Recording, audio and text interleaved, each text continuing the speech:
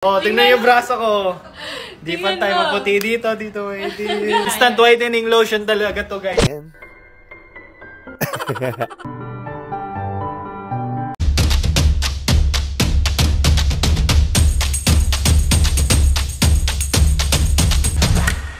Oh, tingnan yung braso ko. Di pa tayo maputi dito, Instant whitening lotion talaga to, guys. And guys, katapos na maligo ng buntis, ayan, parang tumataba na talaga ako. Ay, ayan si Bobby.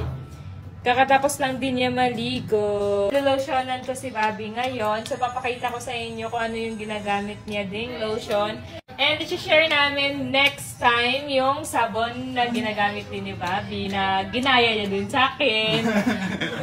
Next time i-share namin. So, ngayon yung lotion muna. Yeah. Ayan yung skin ko, ha? Ayan, guys. So, pantay. Ayan, guys, ha? Oh. Kitang-kita naman. Yan, oh. Tignan nyo na yung difference, guys, ngayon. Oh! Ang oh, tingnan mo yung braso. Oh, tingnan yung braso ko. Di pa tayo maputi dito, Ayan, guys, oh, di ba? Oh. Ayan.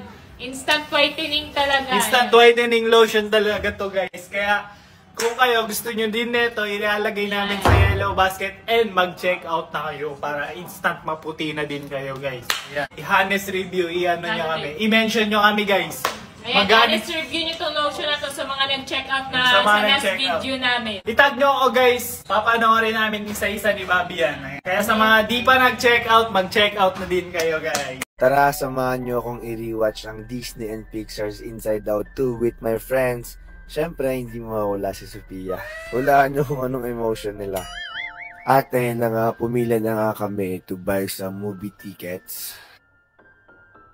Binigay na sa amin ngayon. Hindi din mawawala ang pagbili ng snacks. Bumili kami ng popcorn, burger, fries, and drinks. At kakainin.